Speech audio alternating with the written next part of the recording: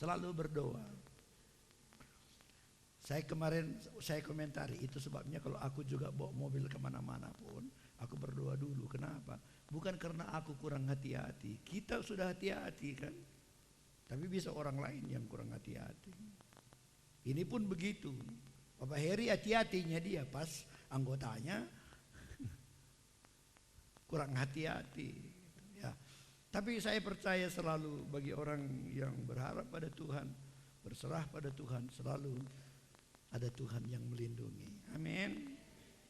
Tapi meskipun ada Tuhan yang melindungi, kita juga harus mengaku bahwa kita juga sering mengalami kekecewaan dalam hidup kita. Benar atau salah? Nah, siapa sini pernah kecewa? Hah? Oke, waktu saudara kecewa, apa reaksi saudara? Apa? Jumut-jumut. Oke, lagi? Mengeluh. Lagi? Aku kemarin dulu pas ngobrol-ngobrol sama wakil bupati di ruangannya tentang ini penginjilan yang kita lakukan. Pas lewat bupati gitu di depan dia lihat kami, masuk dia. "Hei bang, kayak berita," katanya kan. Tapi ku lihat wajahnya kayak susah kali gitu. Aku nggak tanya kenapa kamu susah.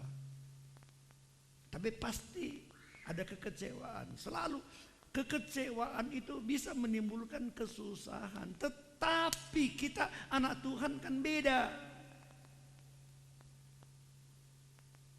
Semua bilang anak Tuhan beda.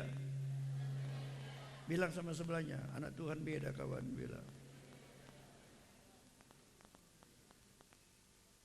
Pada waktu ada sesuatu yang terjadi dalam hidup kita, justru seharusnya kita belajar sesuatu di situ. Sama seperti apa pengalaman Bapak Heri tadi. Secara manusiawi kan ada yang mengecewakan, tetapi di tengah-tengah itu justru kita belajar bersyukur pada Tuhan. Karena di tengah-tengah itu kita merasakan mujizat. Dari Yohanes pasal 21.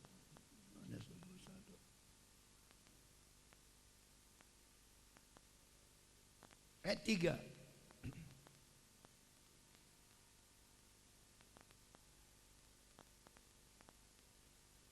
Kata Simon Petrus kepada mereka, "Aku pergi menangkap ikan." Kata mereka kepadanya, "Kami pergi juga dengan engkau." Mereka berangkat lalu naik ke perahu, tetapi malam itu mereka tidak menangkap apa-apa. Dulu apa kerjaan Petrus dulu sebelum ketemu Yesus? Nelayan. Kemudian Yesus memanggil dia. Yesus berkata, "Aku akan menjadikan engkau menjadi penjala jiwa." 3,5 tahun lamanya dia bersama-sama dengan Yesus. Tidur bersama Yesus, makan bersama Yesus, jalan bersama Yesus, mandi bersama Yesus. Biarpun gak ada ayatnya. Saudara percaya Yesus tidak mandi-mandi? Oh, pasti mandi. Pokoknya 3,5 tahun dia mengikut Yesus. Tapi satu hari terjadi sesuatu yang di luar yang jadi harapannya. Yesus ditangkap, Yesus dihukum mati, Yesus dipakukan mati di atas kayu salib. Sama dengan orang yang lain yang mati dan Yesus dikuburkan. Hati Petrus kecewa. Gak kuduga seperti ini jadinya. Dia bingung, tidak ada lagi pemimpin. Dia bingung, tidak tahu lagi apa yang harus dikerjakan. Lalu apa kata Petrus? Apa katanya? "Aku pergi menangkap ikan, aku mau kembali kepada hidupku yang dulu." Kata mereka, kata kawan-kawannya kepadanya, murid-murid yang lain, "Kami pergi juga dengan engkau." Mereka berangkat lalu naik ke perahu, tetapi malam itu mereka tidak menangkap apa-apa. Bukankah itu pengalaman kita? Sering kita kecewa. Lalu bagaimana reaksi kita pada waktu kita kecewa? Bagaimana reaksi saudara? Saudara tadi berkata, mulai junggu-junggu, mulai mengeluh, mulai malas beribadah. Amin. Mulai malas baca firman Tuhan, mulai malas SMS firman Tuhan pada orang, mulai malas mengikuti kegiatan-kegiatan yang ada. Kecewa aku. Pendeta kecewa kepada jemaat-jemaatnya, jemaat kecewa kepada pendetanya. Gembala kecewa kepada pekerja-pekerjanya, jemaat kecewa kepada pekerja-pekerja gereja, pekerja-pekerja kecewa kepada gembala, kepada jemaatnya. Lalu hilanglah semangatnya untuk melayani Tuhan. Bilang sama sebelahnya, lawukam katana.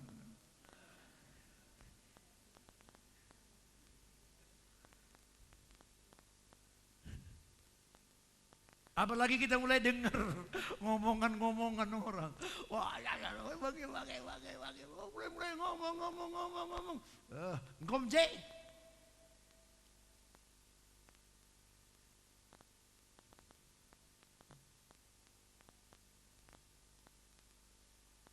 Seharusnya sebagai anak Tuhan, pada waktu ada satu peristiwa yang bisa membuat kita kecewa, kita tidak kecewa. Pada waktu ada orang menyakiti hati kita, kita tidak sakit hati. Itu aturan, karena kita beda dengan orang yang lain. Seharusnya, dengar nih, seharusnya kalau kita sudah jadi anak Tuhan, tidak bisa mundur lagi. Tidak bisa kita hidup yang lama lagi.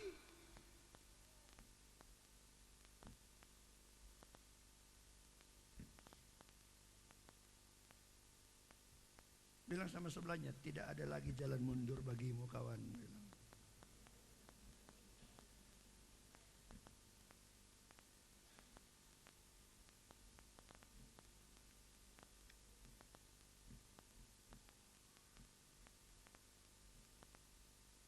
Ibarat naik pesawat.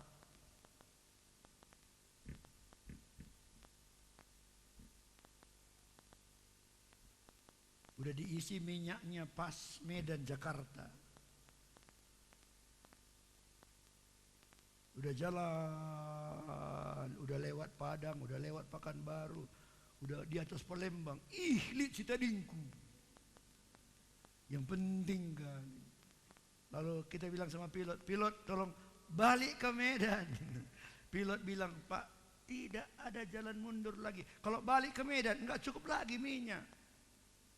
Satu-satunya jalan keluar, maju sampai Jakarta. Dengar, jadi anak Tuhan begitu. Melayani Tuhan begitu.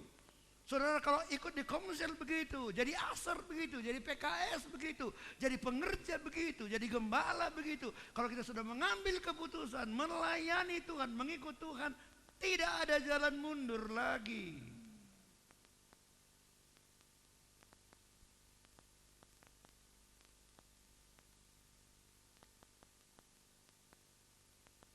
Dalam Yohanes pasal 6, Yesus membuat mukjizat.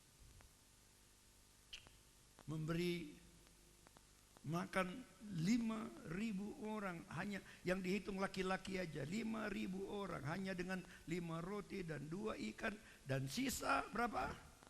12 bakul, karena tidak ada orang karo di sana.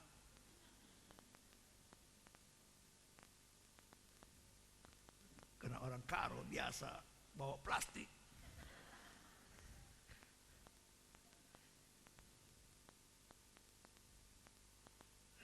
Sejak itu orang terkagum-kagum pada Yesus. Wah. Kemana Yesus pergi orang-orang ikut. Kemana Yesus pergi orang-orang ikut. Dan satu hari Yesus sembunyi-sembunyi, dia pergi ke seberang. Orang kejar sampai ke sana. Dan orang bilang, guru, dikenaikkan sejenda. Yesus bilang, kamu mencari aku bukan karena mujizat. Kamu mencari aku bukan karena apa-apa. Kamu mencari aku karena kamu kenyang makan roti. Kamu berkat-berkat saja cuma. Ada roti yang lain yang lebih penting. Roti kehidupan. Tapi orang-orang tidak cari roti kehidupan. Orang cari roti bolu, roti kik, lapet, obus-obus. Itu yang orang cari. Yesus bilang bukan itu yang penting, ada sesuatu yang lebih penting. Roti kehidupan, akulah roti kehidupan. Barang siapa yang memakannya tidak akan mati selama-lamanya. Dan di ayat 66 dari Yohanes pasal 6. Yohanes pasal berapa? Pasal berapa? Pasal 6. Ayat berapa? Ayat 66. 666.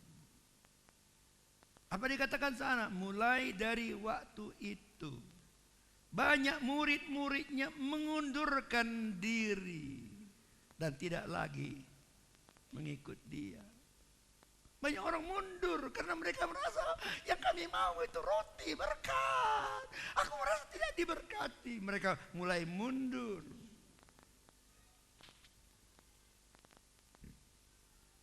Di ayat 67. Maka kata Yesus kepada ke-12 muridnya, apakah kamu tidak mau pergi juga?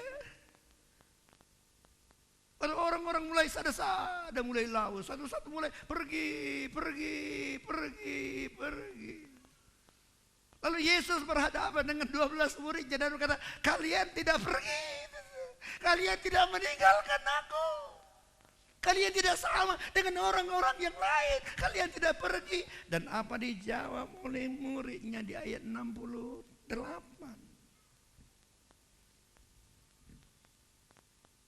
Jawab Simon Petrus kepadanya, Tuhan, kepada siapakah kami akan pergi? Perkataanmu adalah perkataan hidup yang kekal. Tuhan, kepada siapa kami pergi? Kalau kami meninggalkan Tuhan, kemana lagi kami pergi? Siapa lagi yang kami ikuti? Siapa lagi yang menolong kami, Tuhan? Kemana kami pergi? Nggak ada tempat Tuhan. Kami hanya tahu Tuhan. Kami hanya kenal Tuhan. Nggak tahu lagi kami kalau meninggalkan Tuhan.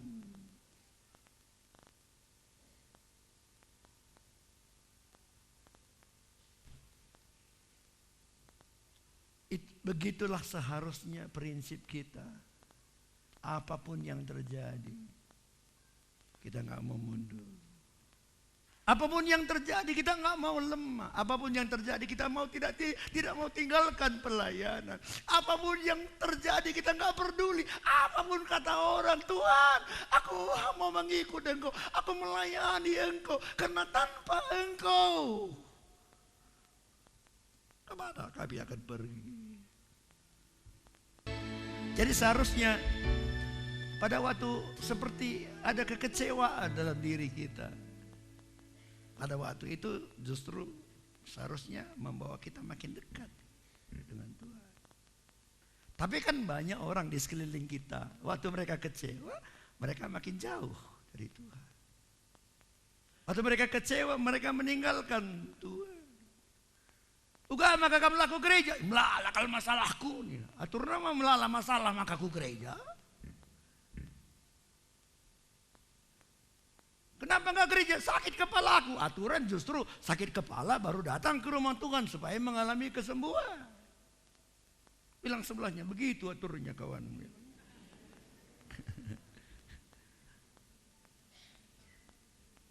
Karena gini, pada waktu terjadi sesuatu yang mengecewakan, seperti dihadapi murid-murid, Yesus mati, nggak ada pemimpin lagi. Ada dua pilihan, mendekatkan diri dengan Tuhan, makin dekat dengan Tuhan, atau mundur.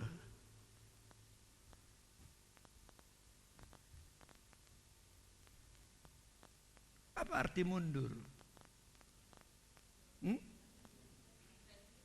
Tidak seperti kemarin lagi, itu arti mundur. Jadi bukan mundur itu bukan cuma meninggalkan, nggak ke gereja lagi, nggak gitu. Kalau selama ini rajin baca firman Tuhan 10 ayat satu hari, lalu kena kecewa 5 aja cukuplah, mundur nggak? Mundur. Murid bilang, kemana lagi? Nggak ada. Dan waktu mereka sungguh-sungguh mundur kembali ke hidup mereka yang lama, berapa banyak ikan yang mereka dapat? Hah?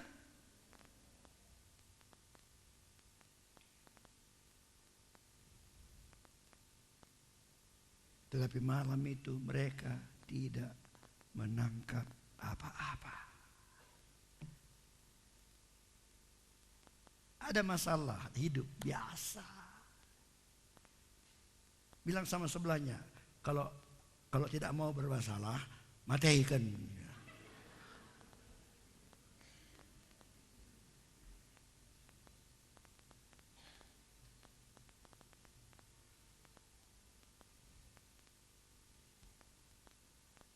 Di Alkitab banyak contoh-contoh orang yang meninggalkan.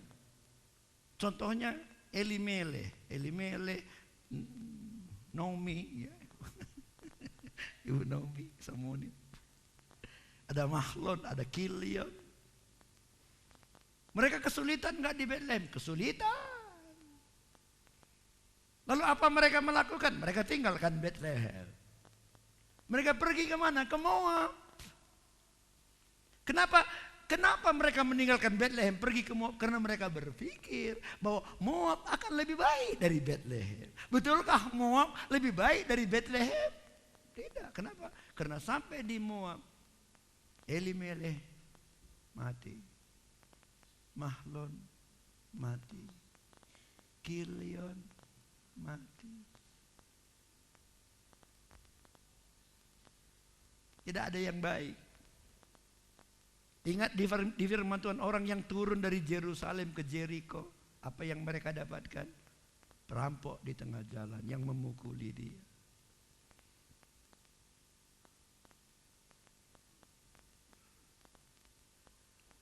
Tapi untunglah di Moab, Naomi dengar bahwa di Bethlehem sekarang sudah ada makanan. Apa arti Bethlehem? Rumah roti. Di Bethlehem sekarang ada roti. Lalu dia berangkat pulang bersama dengan Rut dan Orpa. Di tengah jalan Orpa pulang kembali ke Moab. Akhirnya mereka harus kembali ke Bethlehem. Dulu dari Bethlehem, sekarang kembali ke Bethlehem. Tidak ada masalah, tetapi dulu waktu meninggalkan Bethlehem masih ada Elimeleh, masih ada Mahlon, masih ada Kilion. Tapi sekarang waktu kembali tidak ada lagi Elimeleh, tidak ada lagi Mahlon, tidak ada lagi Kilion karena semuanya sudah mati. Terlalu mahal uang sekolahnya meninggalkan Bethlehem. Semua bilang terlalu mahal uang sekolahnya.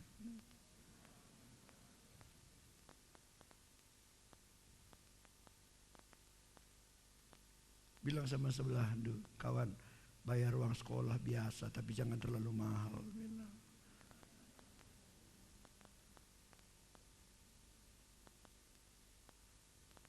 Dan yang sedih di ayat 3 tadi, kata Simon Petrus pada mereka, aku pergi menangkap ikan. Kata mereka kepadanya, apa katanya? Kami pergi juga dengan engkau.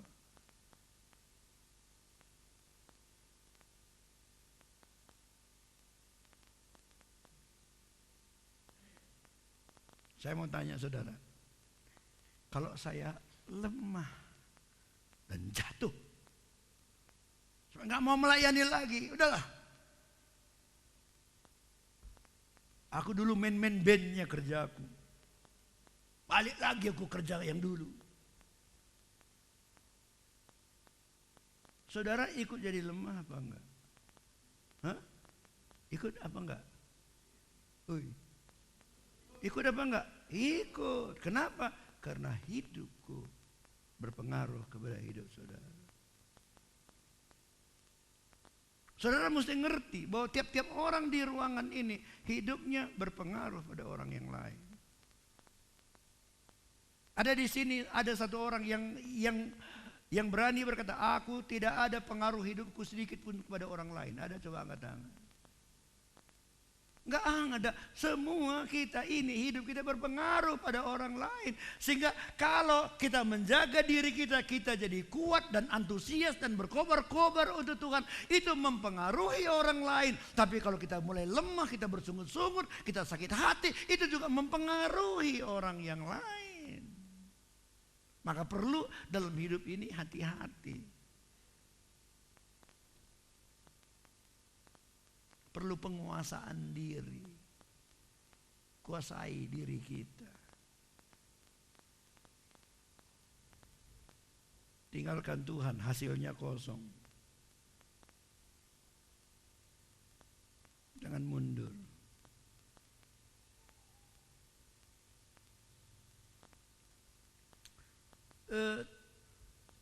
Tetapi di ayat 4, ketika hari mulai siang Yesus berdiri di pantai, akan tetapi murid-murid itu tidak tahu bahwa itu adalah Yesus. Kata Yesus pada mereka, hai anak-anak, adakah kamu mempunyai lauk pauk? Jawab mereka, tidak ada. Maka kata Yesus kepada mereka, tebarkanlah jalamu di sebelah kanan perahu, maka akan kamu peroleh. Lalu mereka menebarkannya dan mereka tidak dapat menariknya lagi karena banyaknya ikan. Untung Tuhan gak biarin mereka. Itulah bedanya Tuhan sama manusia. Kita kadang-kadang manusia kalau ditinggalkannya kita gak peduli lagi pada dia. Baru tahu aku sekarang gitu rupanya sifatmu. Tapi Tuhan gak begitu. Biarpun dia tahu murid-muridnya kecewa, dia tahu murid-muridnya sudah kembali ke hidup mereka yang lama. Tuhan cari mereka. Dan dalam tubuh kebangkitan, sesudah dia bangkit dari kubur, dia mencari mereka. Dan masih ketemu dengan murid-muridnya lagi mencari ikan.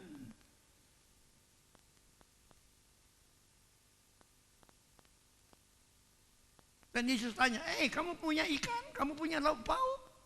Mereka bilang, tidak ada. Maka Yesus berkata, tebarkan jalamu sebelah kanan. Beda, biasanya orang tebar jala ke kiri. Yesus bilang enggak, ke kanan kali ini. Dan mereka taat kepada apa yang firman Tuhan katakan. Dan mereka berhasil. Wah, luar biasa. Dengar, hanya ketaatan pada prinsip firman Tuhan yang menyebabkan kita diberkati tanpa dampak yang jelek di kemudian hari. Ada orang diberkati tapi dampaknya jelek. Kayak dia tapi sekarang dalam kayak Gayus. Baca koran tiap hari, KPK sibuk KPK. Kenapa? Karena mereka mencari berkat dengan prinsip-prinsip yang tidak sesuai dengan firman Tuhan. Dampaknya selalu iblis itu caranya bekerja begitu, selalu ada udang di balik batu. Prinsip dunia ini selalu begitu, ada udang di balik batu. Beda dengan berkat dari Tuhan. Kalau berkat dari Tuhan aman, kita bisa menikmati, anak cucu kita bisa menikmati. Tapi berkat yang bukan dari Tuhan,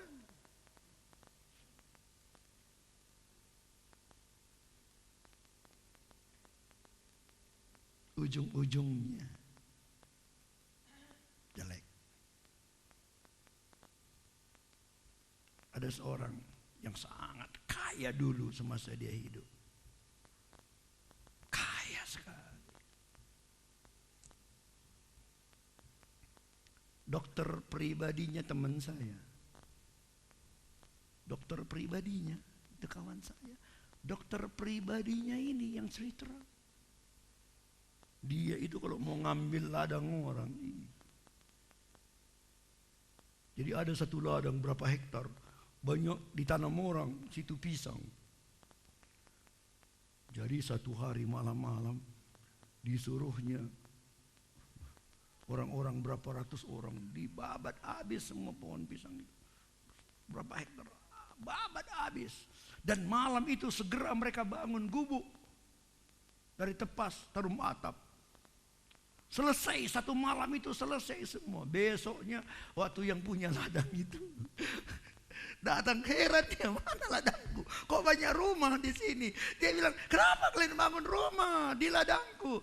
Semua yang ngontrak rumah itu sudah diajarin sama orang itu. Dia bilang, kalau dia bilang, kami udah 2 tahun tinggal di sini, bilang katanya.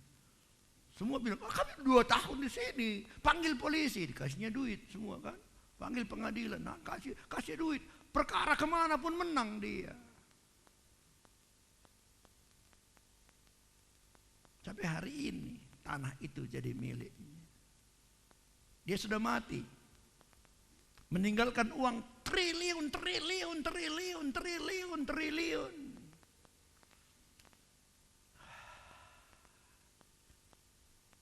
Tapi itu bukan berkat dari melakukan firman Tuhan. Itu berkat yang di ujungnya ada ekor-ekornya yang jelek. Anaknya ada yang bocor halus. Ada yang 7/5, ada 8/10, ada 9/15. Anak-anaknya bertengkar semua, ketemu di kantor polisi. Anak-anaknya pengadilan. Kawin anak-anaknya pun gak ngundang saudara-saudaranya lagi. Buat apa itu semua?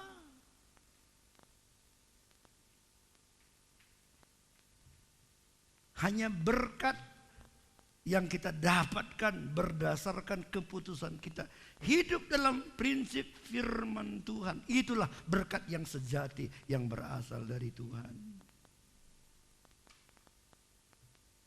Dan kadang-kadang melakukan firman Tuhan itu bertentangan dengan kebiasaan. Orang biasa kalau lempar jala, gini lempar jala ke kiri. Tuhan bilang jangan lu kebiasaan, gini ke kanan sekarang katanya.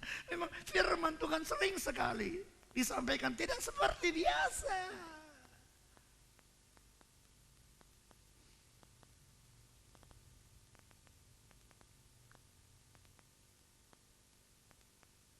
Ada beberapa ayat aku mau baca dari 1 Korintus 1 ayat 18. Sebab pemberitaan tentang salib memang adalah kebodohan bagi mereka yang akan binasa. Tetapi bagi kita yang diselamatkan, pemberitaan itu adalah kekuatan Allah. Orang bilang bodoh, tapi bagi kita itulah kekuatan kita. Beda. Ayat 21, oleh karena dunia dalam hikmat Allah tidak mengenal Allah oleh hikmatnya, maka Allah berkenan menyelamatkan mereka yang percaya oleh kebodohan pemberitaan Injil. Masa percaya saja masuk surga? Bodoh kali orang kalau mau mendapat sesuatu yang baik harus kerja keras kan gitu. Kalau dia mau rumahnya baik dia harus kerja keras. Kalau dia mau punya uang yang banyak dia harus kerja keras. Ini mau dapat surga hanya percaya saja, nggak perlu kerja keras. Dia lupa bahwa dengan kerja keras justru nggak dapat. Justru keselamatan didapatkan karena anugerah. Bodoh orang seperti itu. Ya bodoh, tapi Tuhan pilih orang bodoh katanya. Ayat 27, tetapi apa yang bodoh bagi dunia dipilih Allah untuk memalukan orang-orang yang berhikmat. Dan apa yang lemah bagi dunia dipilih Allah untuk memalukan apa yang kuat. Kalau saudara merasa dirimu bodoh, kalau saudara merasa dirimu lemah, baca firman Tuhan ini. Engkaulah yang dipilih oleh Tuhan untuk mempermalukan orang yang pintar, untuk mempermalukan orang yang kuat. Karena kita dipilih Tuhan, bukan karena kepintaran kita, bukan karena kekuatan kita, tetapi kasih karunia Allah yang melampaui segala akal.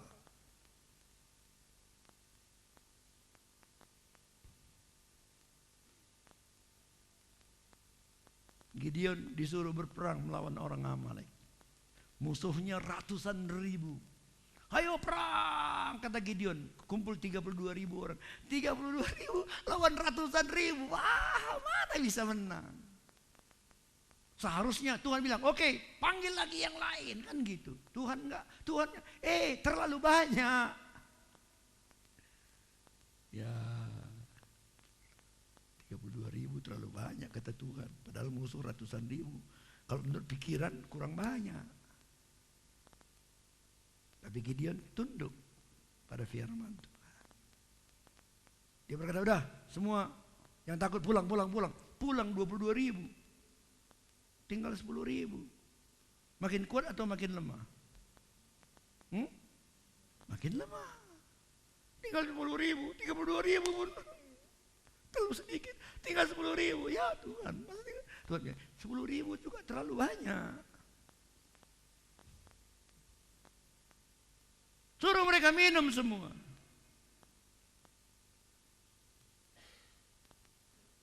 Dan siapa yang minum sambil megang senjata dan dengan air dia mengambil dengan tangan dia mengambil air dan minum. Kumpulkan mereka, kumpul. Cuma 300 orang, berarti 9.700 orang. Suruh pulang. Tinggal berapa? 300 orang. Dengan 32.000 pun belum tentu menang. Apalagi dengan 10.000. Apalagi dengan 300.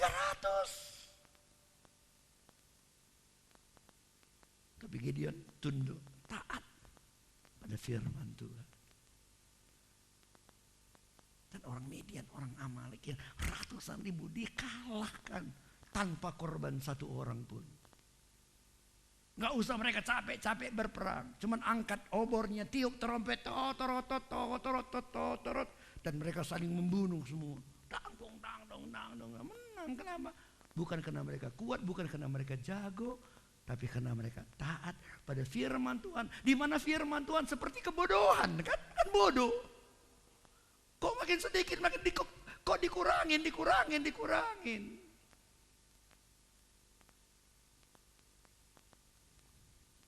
Dengar nih, kalau mau mengalami mujizat dahsyat dari Tuhan, tunduk pada firman Tuhan. Biarpun kamu rasa cocok, enggak cocok, itu bukan masalah.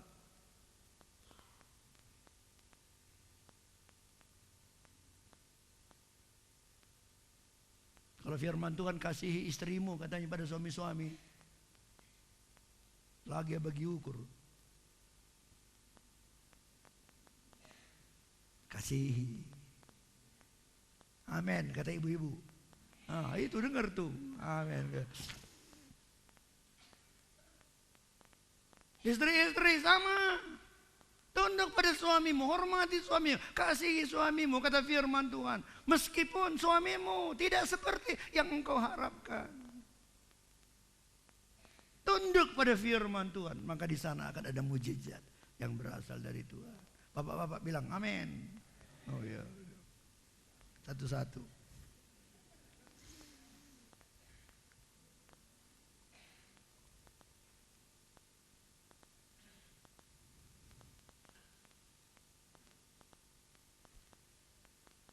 Ayat 7. Maka murid yang dikasihi Yesus itu, ini Yohanes, berkata kepada Petrus, itu Tuhan. Baru mereka sadar. Waktu mereka melemparkan jalannya, tidak seperti yang biasa, dan mereka mendapat ikan yang banyak. Yohanes bilang, itu Tuhan. Baru dia sadar. Dengar, kalau kita taat pada firman Tuhan, pengenalan kita akan Tuhan akan selalu makin bertambah, akan makin bertambah. Pengenalan kita bertambah pada Tuhan bukan karena banyak belajar, tapi banyak mengalami pengalaman-pengalaman bersama dengan Tuhan. ada kesulitan, kita tunduk pada firman Tuhan, jadi mujizat.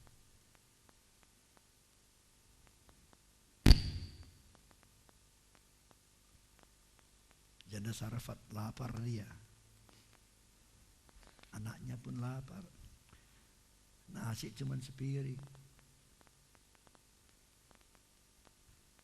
Aku tanya kamu, kalau kamu di rumah kamu sendiri, mama, anak situ satu, umur 4 tahun.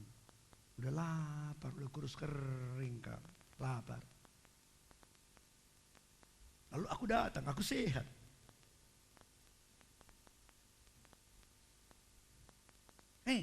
Lina kan dojai, aku bilang. Ibu-ibu kasih makan aku dulu atau anak dulu? Anak kan? Orang lain juga melakukan hal yang sama kan? Itu maka akibatnya juga sama dengan orang lain.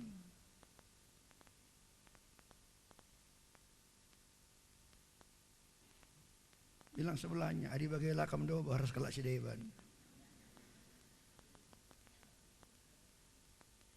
Kalau begitu kamu tidak beda dengan orang yang lain. Tapi waktu Elia berkata, buatkan roti bagiku. Anaknya kelaparan. Waktu dia masak roti, anaknya bilang, mama makan kita mama. Enggak nakku. Lapar aku mama. Enggak nakku. Berat itu, berat.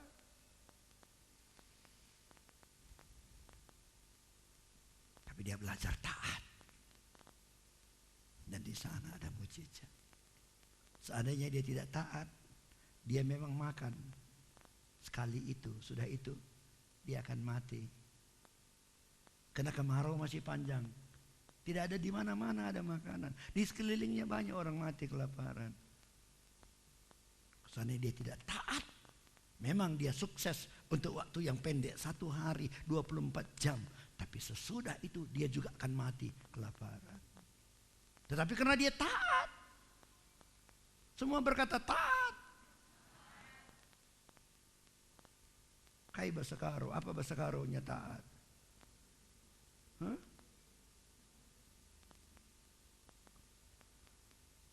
Apa? Enggak ada bahasa karo. Patuh. Lakukan.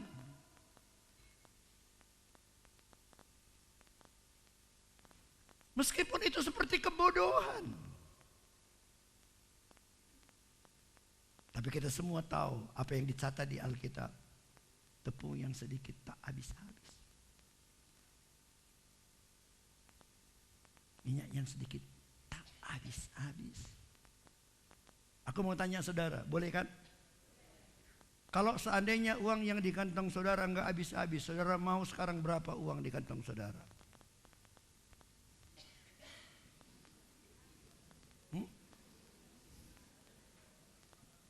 Berapa?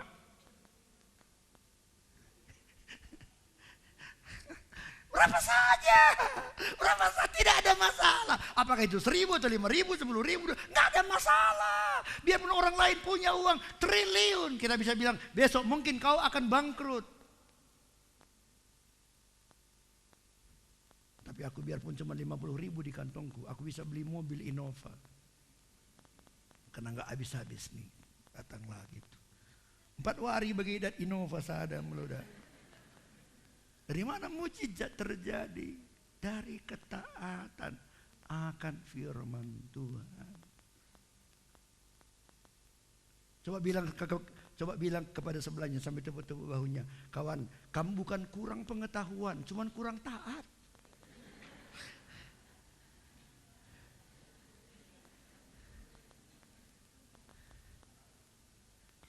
Kita bukan kurang pengetahuan. Orang-orang orang hebat-hebat semua. Kalau di mana-mana CCA selalu menang. Tidak kurang pengetahuan, yang kurang kita ketaatan.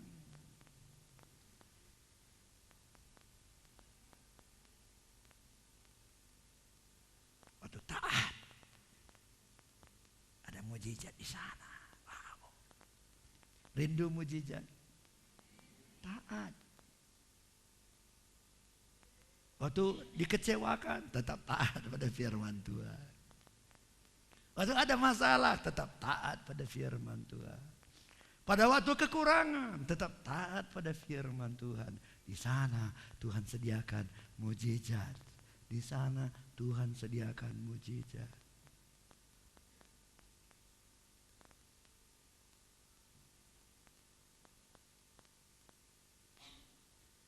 Saya sangat rindu supaya jemaat di sini ini maunya problem kita bukan lagi problem susah cari makan, susah bayar kontrak rumah, susah bayar uang sekolah anak sekolah, suami istri tidak saling mengerti. Saya pikir, aduh ini masalah-masalah yang sebenarnya waktu kita jadi anak Tuhan yang sungguh-sungguh udah beres semua. Lebih baik kesusahan kita adalah karena kita susah memikirkan kawan-kawan kita nggak datang. Susah kita memikirkan kenapa dia malas sekarang ikut komsel. Susah kita memikirkan kenapa kita nggak bikin penginjilan di desa sana, penginjilan di desa sana. Kesusahan kita bukan lagi hal-hal yang kecil.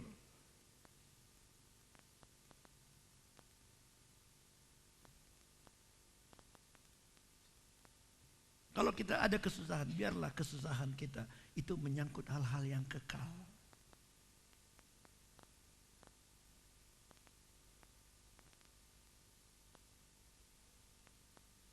Taat. Kita akan diberkati oleh Tuhan.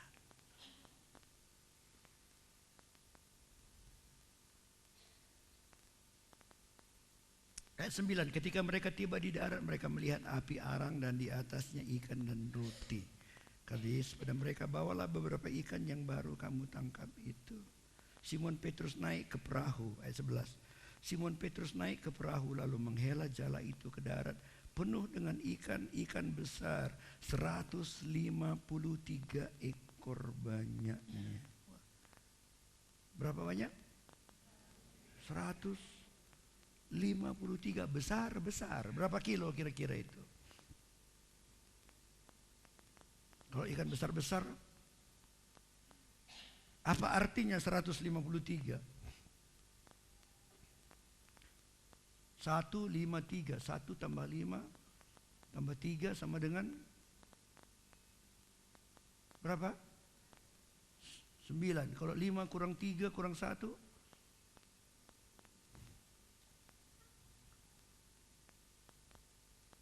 jadi apa arti 153?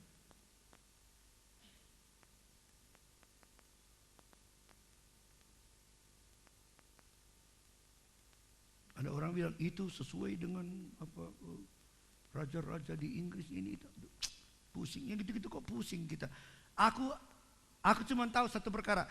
153 artinya bahwa semua ikan yang dia dapatkan karena berkat Tuhan, karena taat pada firman Tuhan, itu mereka hitung dengan baik. Karena ada 3-nya.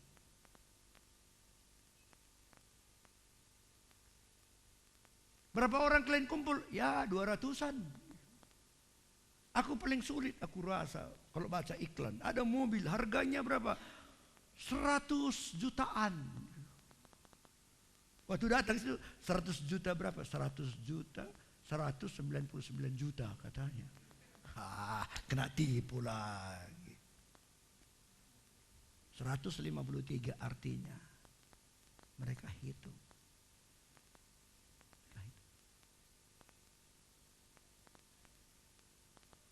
Bisa kunci C. Hitung berkatmu satu-satu, hilang semua jangan kau lupa. Hitung semua satu persatu, kau kan rasa cintaku atas semua. Hitung berkat kita satu-satu. Banyak pertolongan Tuhan sudah kamu alami? Berapa banyak? Kenapa enggak terhingga? Enggak pernah kamu hitung. Coba aku mau kita gunakan 1 menit. 1 menit. Coba kamu ngobrol sebelahan dulu. Coba sebutkan 3 pertolongan Tuhan yang kamu rasa sangat besar dalam hidupmu. 3 aja. Siapa yang tidak melakukan berdosa? Yuk, 1 menit. Ceritakan 3 pertolongan Tuhan yang paling besar yang saudara sudah rasakan. Haleluya.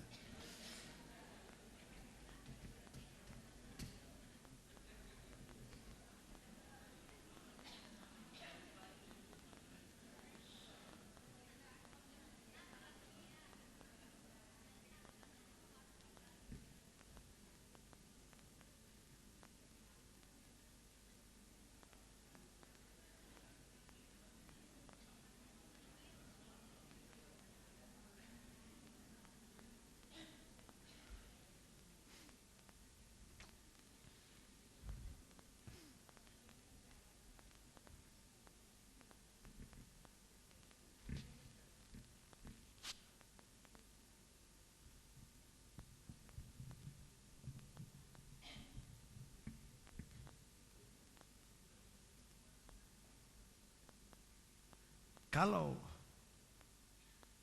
semua berkat-berkat Tuhan itu kita ingat, kita perhitungkan. Apapun yang terjadi dalam hidup kita, kita nggak kecewa. Kekecewaan itu memang gampang. Contohnya gini, nanti aku datangin kamu, aku kasih amplop. Waktu kamu buka, 1 juta dalam. Senang kamu enggak? Senang. Wah, baik kali pendeta itu. Kasihnya aku 1 juta. Terus baru 5 menit aku datang. Aduh, maaf ya. Salah amplopnya tadi. Silap aku tadi ini. Ini sebenarnya aku ambil amplop tadi, aku kasih amplop yang lain. Waktu kamu buka isinya 500.000. Kamu senang atau kecewa?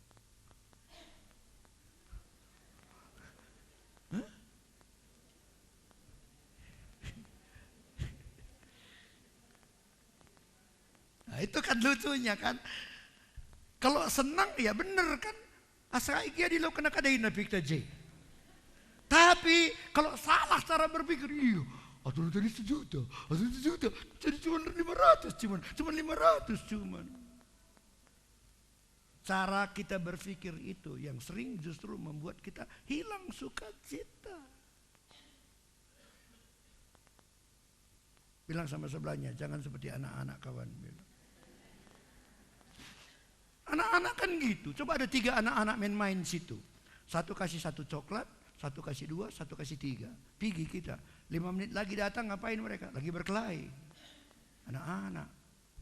Padahal kenapa? Yang 1 pun kan syukur, dapat 1 lumayan. Yang 2 syukur, yang 3 syukur. Tapi namanya anak-anak. Kenapa dia 3? Kenapa aku 1? Bang. Bilang sama sebelahnya, sekali lagi kawan, jangan kayak anak-anak.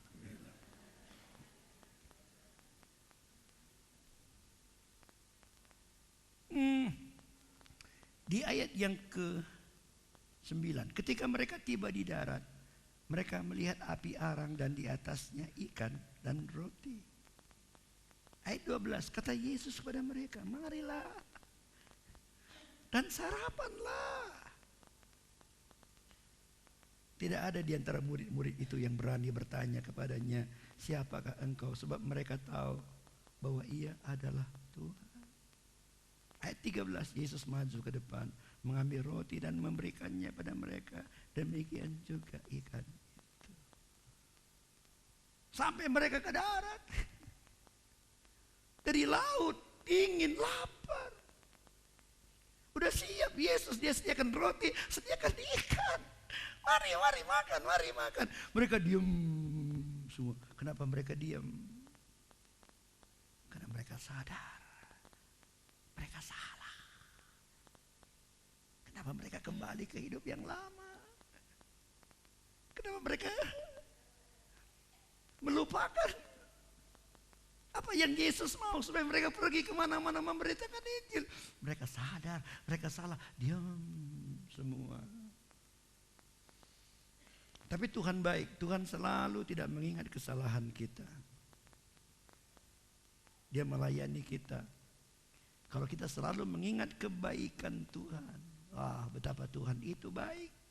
Dia melayani kita lagi. Dan dia akan melayani kita lagi. Dia akan memberkati kita, akan melayani kita. Dia memberkati kita, dia melayani kita.